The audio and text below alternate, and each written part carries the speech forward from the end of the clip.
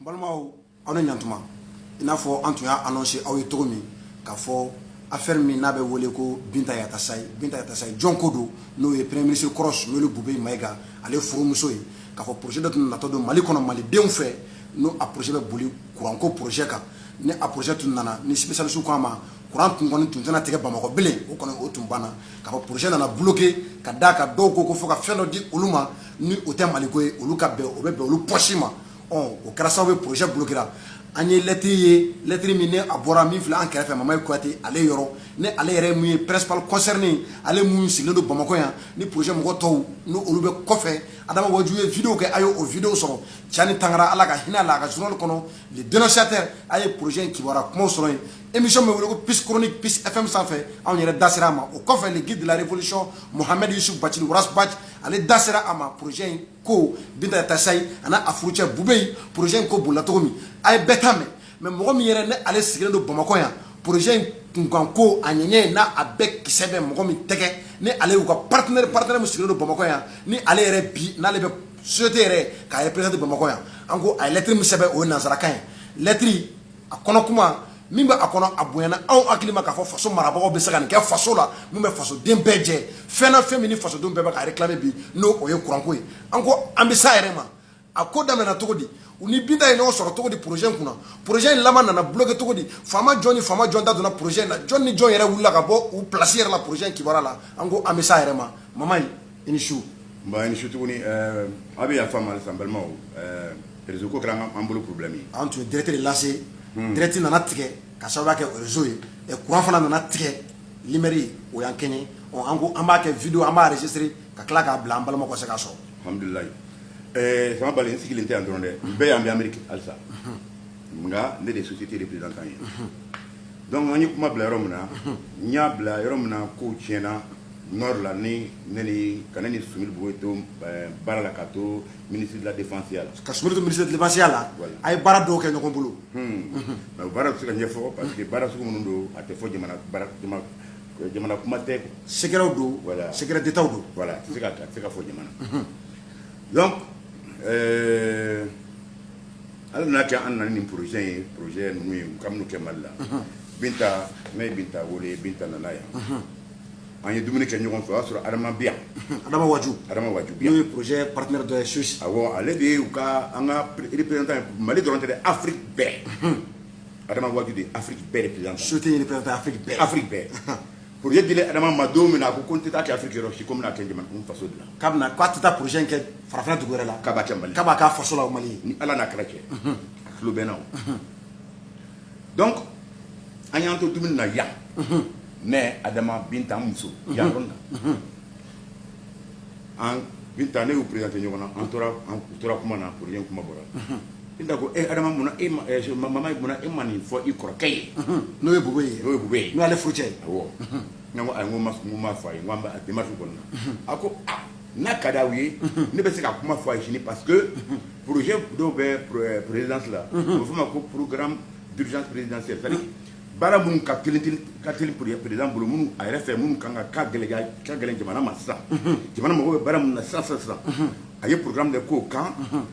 a ka projet ninnu dɔ bɛ se ka don o kɔnɔna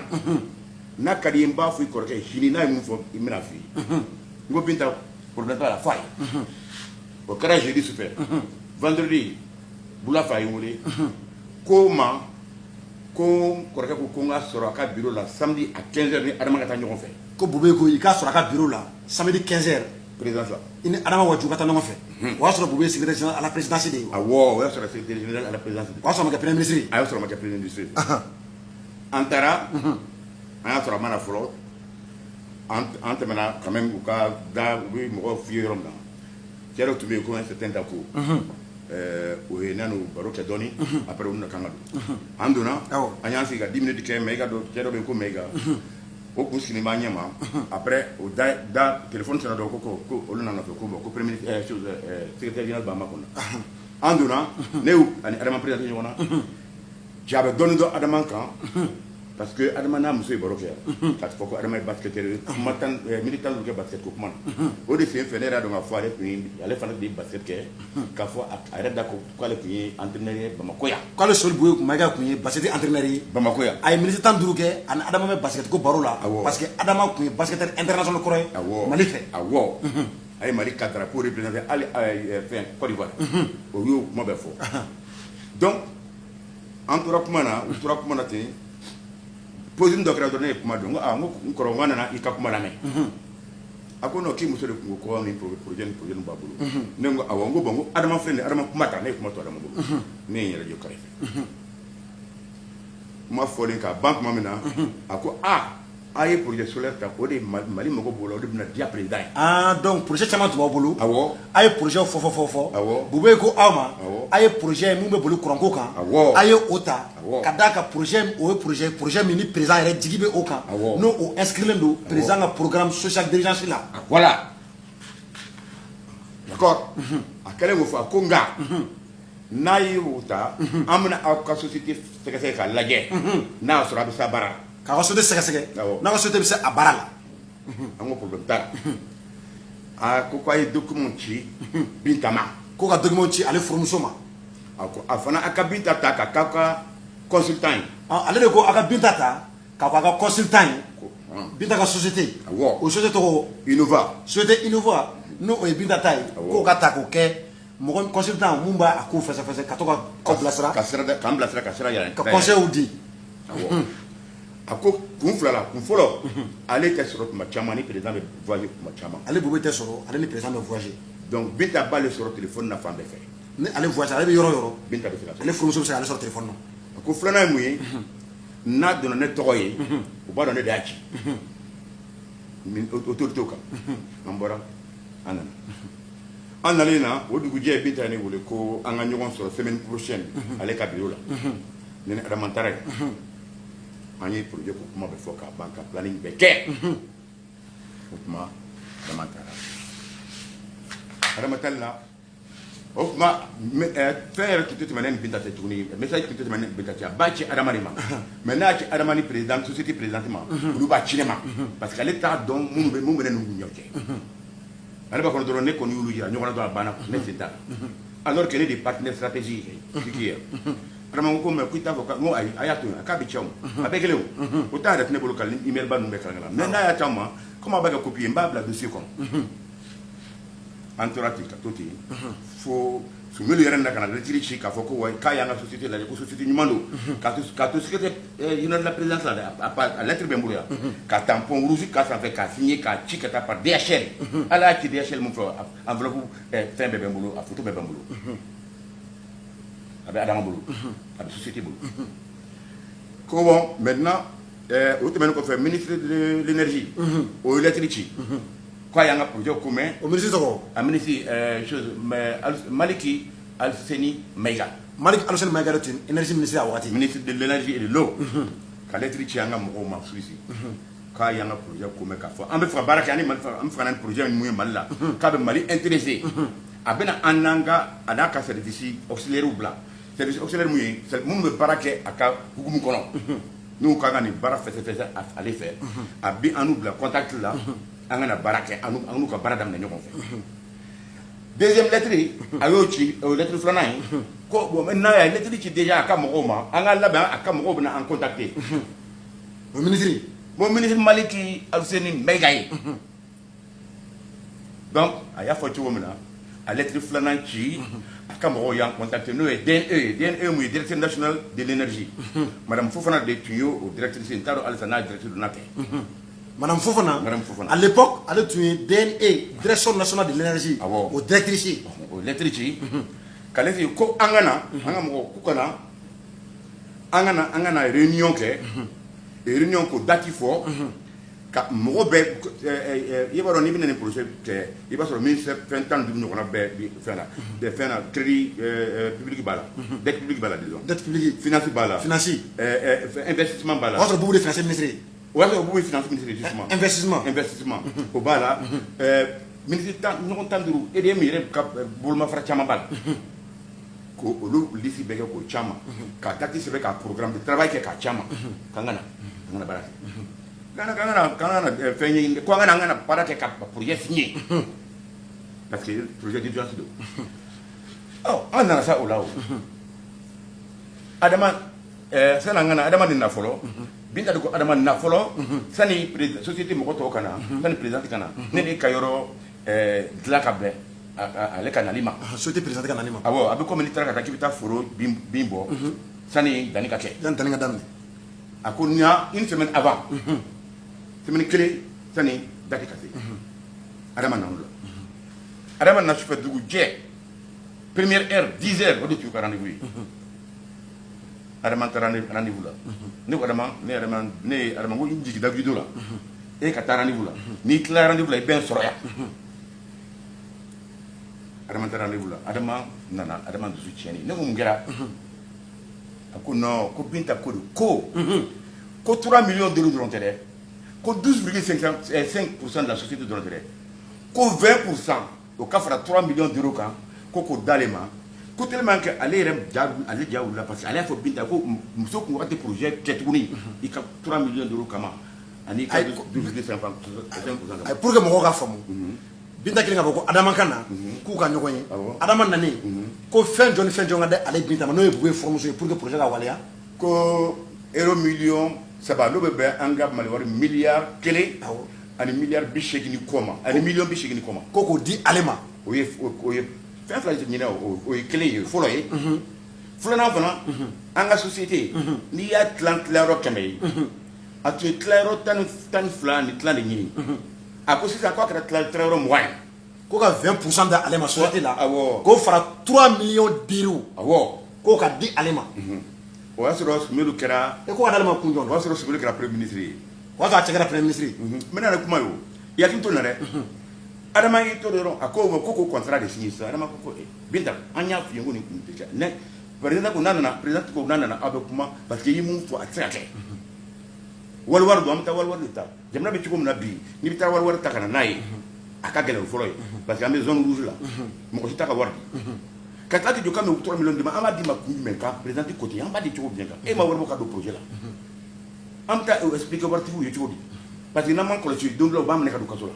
parce que wari fɛn bɛ bɔ tubabu la a bɛ ɲɛ de a bɛ fɛsɛ de a bɛ don ni da fɛ Mali projet public tɛ dɛ gouvernement ka wari tɛ dɛ wari juru talen don ka bɔ kɔfɛ ka na n'a ye jamana kɔnɔ aw tɛ se k'a sɔrɔ u tɛ se o ne tɛ bana walayi n b'a f'i ye u tɛ se ne y'o de f'i ye quoi ne tɛ manamanakan fɛ o de tun tɛ siran donc adama dusu tiɲɛna i b'a dɔn adama ye kɛlɛkɛla fana de ye mais a y'a dusu minɛ a bolo la a bɔra a nana a nanen ne kɛlen ka ɲɔgɔn a ko n obligé de ka président wele k'a bila téléphone en direct président ko a y'o fɔ président yɛrɛ la quoi ko Binta ne yɛrɛ hakili tun bɛɛ de ka nin pourcentage di e ni mama ye k'o tila e yɛrɛ ye mun ɲini hali o tilayɔrɔ 10nan ne tun tɛ fɛ k'o di aw fila ma a k'o tila a ko ayi ne tɛ fɛ ne ni mama ye ka baara kɛ ɲɔgɔn fɛ awa ni nin ma di ne ma Sumeli de l'homme le plus puissant ale fanga b'ale la Mali la bi n'a ko mun tɛ kɛ Mali la tɛ kɛ projet tɛ signé n ka kuma lamɛn dɛ a ko ni 3 millions d'euros ma di yan ani 20% de la société k'a di ne ma projet tɛ signé Binta de nin fɔ ni ala na kɛra cɛ adama bi yan ni a tilala sisan adama bon comme an tɛ direct la o awɔ a ma posté n'a ka di n b'a wele sisan a b'a pas la peine adama yɛrɛ y'a ka version fɔ voilà donc adama nalen na o la président yɛrɛ y'a wele o m'a sɔrɔ mais o nana rendez-vous la donc ko ale cɛ de ka farin ni Mali bɛɛ ye a dɔnni kama wa ale ye min ɲini n'o ma di ale ma k'ale ko a cɛ de bɛ se ko la ka tɛmɛ Mali bɛɛ kan ko c'est l'homme le plus puissant au Mali actuellement puissant ni a bɛ se ko la ka tɛmɛ Mali bɛɛ kan projet ma kɛ ne a ye n'ale ka wari ma di ani 20% société la ko projet tɛ signé ko Sumelu c'est l'homme le plus puissant du Mali actuellement Allahu akbar ko fanga b'ale de cɛ la bi ka tɛmɛ Mali bɛɛ kan adama bɔra adama nana komi n y'a fɔ cogo min na a ye adama ɲɛfɔ o kɔfɛ fɛn jɔn ni fɛn jɔn kɛra adama y'a wele ka ne ko adama n ko dɔ ka to yen kana taa ni o ye a wele tuguni an ka rendez-vous wɛrɛ ta an ka taa discuter adama y'a wele pɛɛ adama ma sɔrɔ ne y'a wele ka dɛsɛ ne ma sɔrɔ ka message caman ka dɛsɛ ne ma sɔrɔ mɔgɔ min bɛna dumuni kɛ siɲɛ 1 tɛ siɲɛ 2 tɛ siɲɛ 3 tɛ donc ne ye muso caman n ka taa fɔ a ye o taara ka biro la k'a ka taa fɔ a ye a ko k'a bɛ n wele a ma n wele donc an ka mɔgɔw nana o sen fɛ président en continuant quand on a barré ok parce que autorité de en wuli quand n'a mana en jalati bi se ka bola anye contrat de concession négocié ko ban contrat fila de projet là contrat de concession même projet 10 mois ka terrain 10 mois ani contrat d'achat ni énergie ni usine de ka ban ibe énergie ferré et des ma ka courant ferré et des ma damuna o de contrat d'achat c'est que ça ni ferré contrat au boulot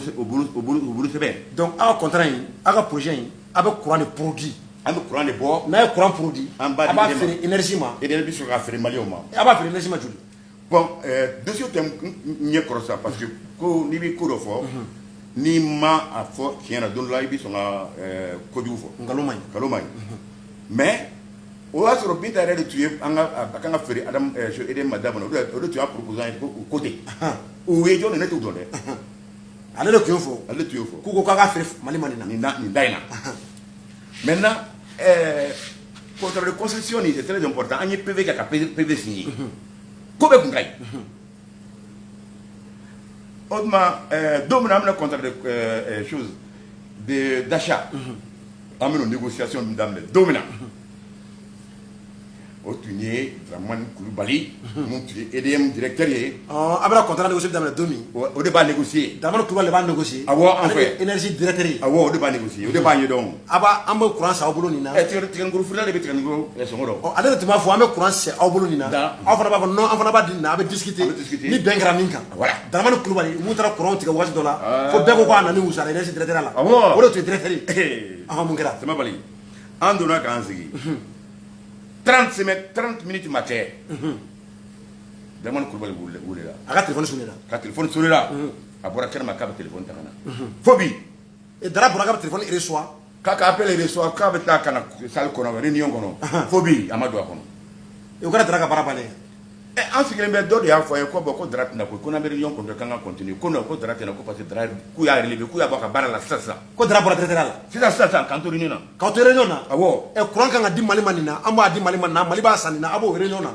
minute fem réunion no ko semaine kelen taw donc ngile awo ama minute bi sa bakala fem bi donc ngile taw minute bi sa bakolo no wulan dara ka appel téléphone sonné là akombe appel takana awo e doko ma ko ni dara tale ko dara bora directeur abakete de atara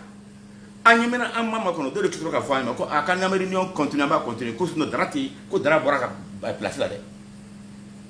ukara dara bora énergie directeur la awo madame Fora ko réunion wi kamba ka chien vrai ana aka dara ka équipe fana ka jama amina taptara sama bali ba fi kaburi kera sa ko bana Allahu akira anana so kono ya kana réunion do tani ñonche quand to dumuni na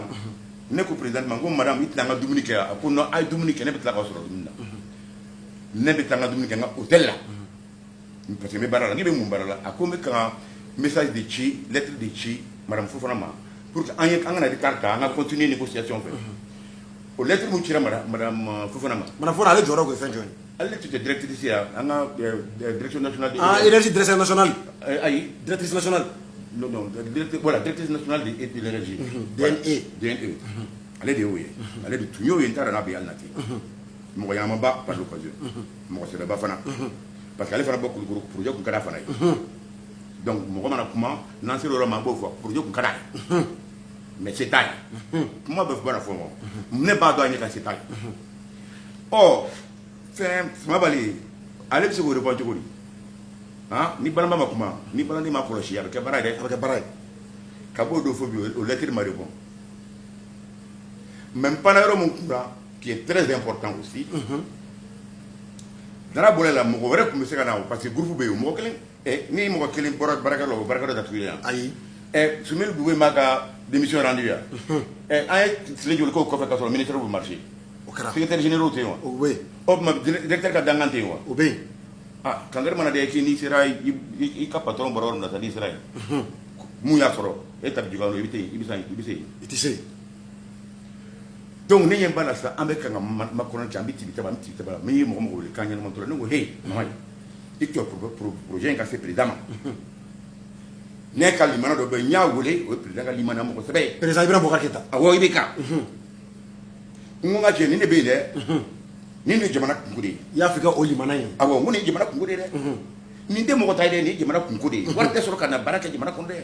k'a fɔ président ye. o y'an b'u ka biro kɔnɔ o ye papier bɛɛ minɛ. o kɛra fana kɛra vendredi. dimanche o ni président ye dumuni kɛ ɲɔgɔn fɛ.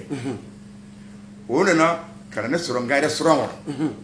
a ko n ka cɛ nana a nana joona joona a ko na yan ne ni Adama. a ko n taara fɛn ɲɛfɔ président ko président b'a kalama a ko.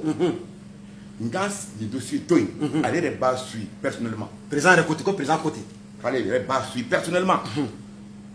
ko donc n y'a faamuya. mais o y'a sɔrɔ rendez-vous bɛ ni n kɔrɔkɛ dɔ cɛ u kun ka na ka bɔ yɔrɔ la o fana ye président Dakawuli ye. n tɛ y'a ɲɛfɔ ko ma kɔnɔ n nana. ko na dɔrɔn n wele n nana n taara ka taa dossier d'o ma. o ye président wele un jeudi.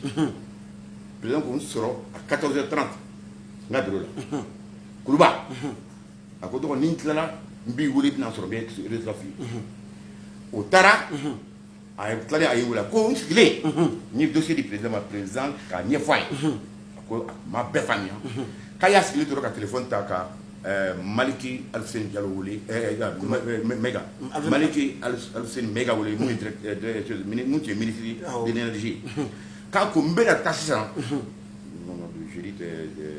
vendredi nin kɛra vendredi ɲɔgɔn sɔrɔ a ko n bɛna taa sisan Lomé n bɛ n bɔ Lomé n bɛ taa Djida sani n ka na nin projet Kulukoro projet ko in n k'a sɔrɔ a ɲɛnabɔ la. ko président fɔ ministre président ni téléphone ta k'a ci ministre ma ne kɔrɔkɛ mun don a tɛ nkalon tigɛ n ye sa ne b'a dɔn fana o parce que ne fana y'a ci limana mun ma n b'a dɔn maintenant président ma ministre wele yan o don yɛrɛ bɛɛ wuladani fɛ 18h waati vendredi Adama ye téléphone sɔrɔ a ko ministre ka assistant de bɛ kan wele ne ko an bɔ ko oui ko ministre ko k'i kana sini. Non, oui, il est jeudi. Chini, vendredi. Président a été jeudi. Vendredi, jeudi, on voulait vendredi. Ou quand le président appelle quoi fait? Président appelle quoi fait? Entre vendredi, on a fait 10h. Le ministre de Kokota. Quand le ministre né, société présidentielle, Adama Wadjou, en a conseillé d'eau, en Monani, entre la sur Madame Fofana Bey, ministre a conseillé Clébé, ministre de Rebé. En donnant quand il ministre ah! Ko madame bienvenue Adama Wadjou a une tuguni c'est bien bon ni madame Fofana ɲininka sisan ko la chose convention bi aw ni ɲɔgɔn cɛ ko convention tɛ yen donc ni convention tɛ yen an bɛ segin a kan an bɛ convention kɛ n'an tilala convention na an bɛ tila ka contrat appel d'offre kɛ PPP n'o ye privé chose partenariat public privé c'est-à-dire que mɔgɔ minnu tɛ jamana ɲɛmɔgɔ tɛ jamana ani mɔgɔ minnu fana n'u ye u b'u yɛrɛ la baara la olu ka contrat olu ka jɛma baara ɲɔgɔn fɛ o de bɛ fɔ an ka jɛma baara jamana ani mun tɛ jamana ɲɛmɔgɔ ye ani mun tɛ jamana représenté mais u yɛrɛ ka groupe b'u bolo ko ka groupe b'u bolo k'an bɛ taa o sira fɛ donc n'an taara o sira fɛ maintenant après on va voir ka bɔ yɔrɔ la dɔrɔn ne yɛrɛ fɔ mana kan fɔra et i b'a dɔn président ka programme mɔgɔw tɛ mun faamuya. Président ka programme ni gouvernement tɛ ɲɔgɔn ka sira la dɛ jabaratigi ka programme o ministre t'o kuma fɔ dɛ e dilan ko yɔrɔ jumɛn duden ka dutigi ka kuma fɔ k'e bɛ décision ta président ka programme n'a y'a sigi o rattaché le secrétariat général de la présidence la direct a bɛ taa ministre titre bi informer c'est obligatoire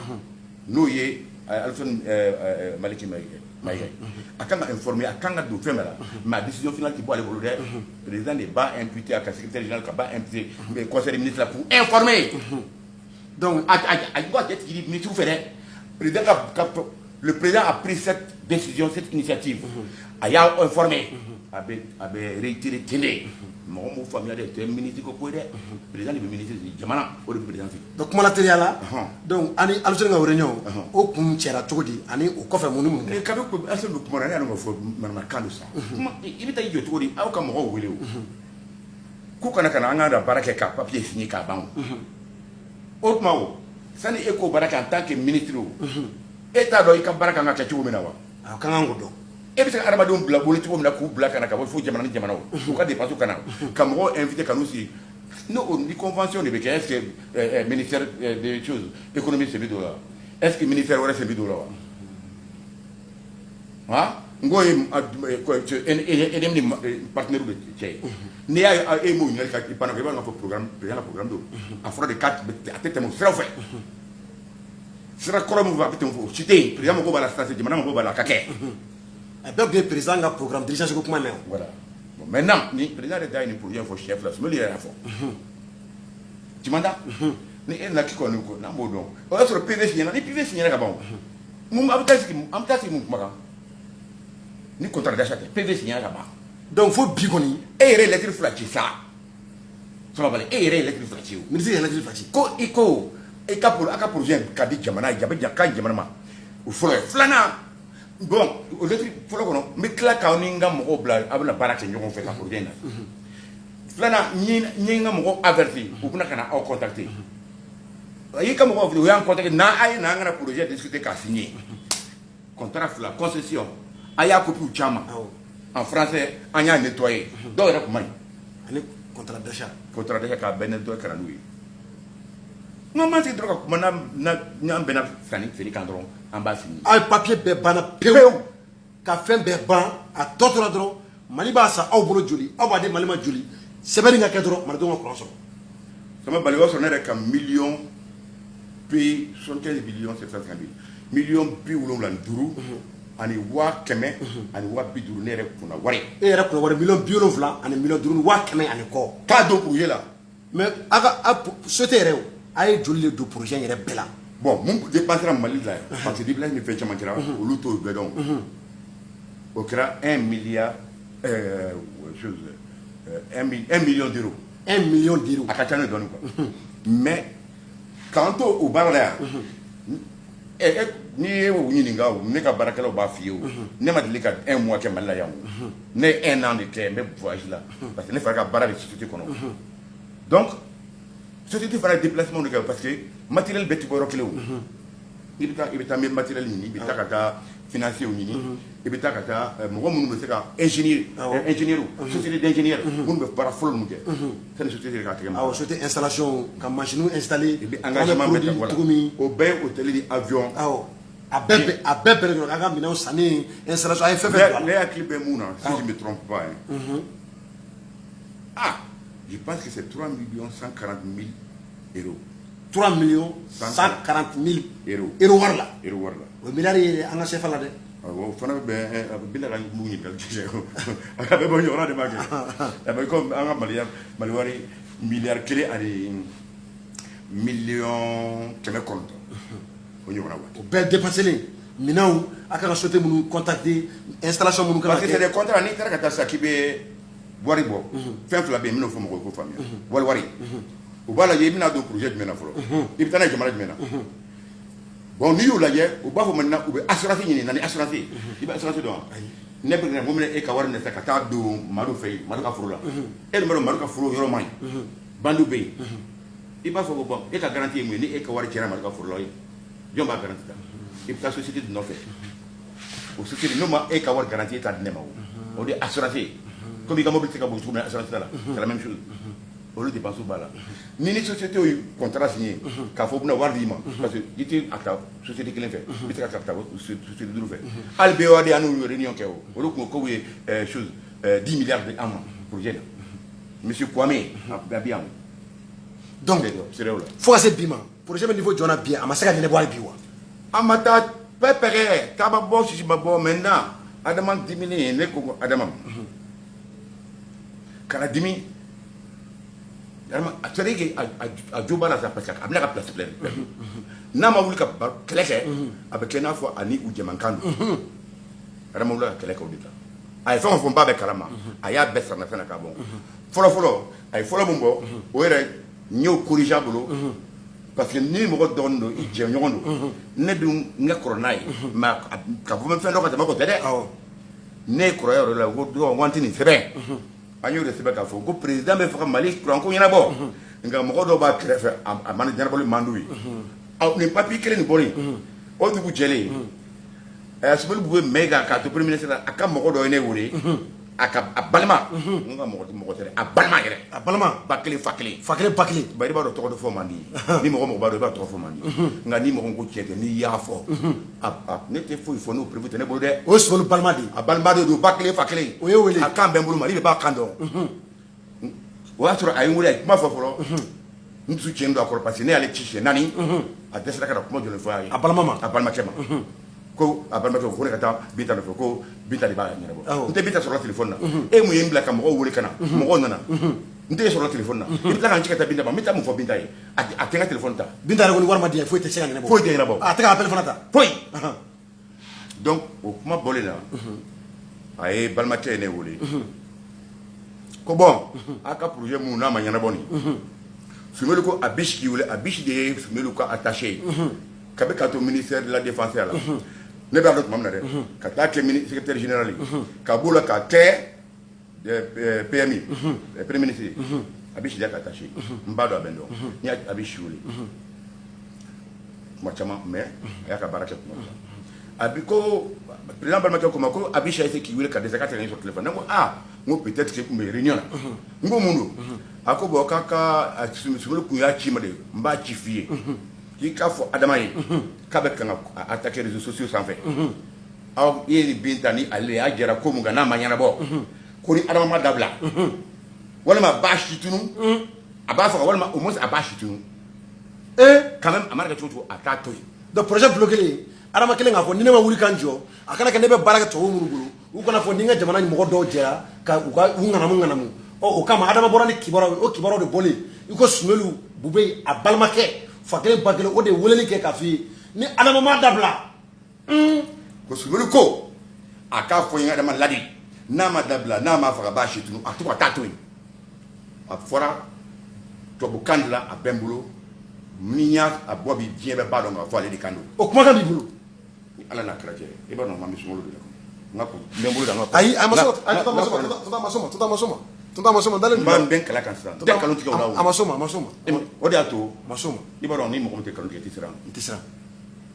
parce que n y'a fɔ n ka lettre kɔnɔ n ko mɔgɔ si tɛ maliyɛn ka tɛ mɔgɔ kan i y'o fɛ ka lettre kɔnɔ an bɛ ɲɔgɔn dɔn sisan ne ni Soumaïlou bɛ ɲɔgɔn dɔn awɔ kunba de b'a ye n t'a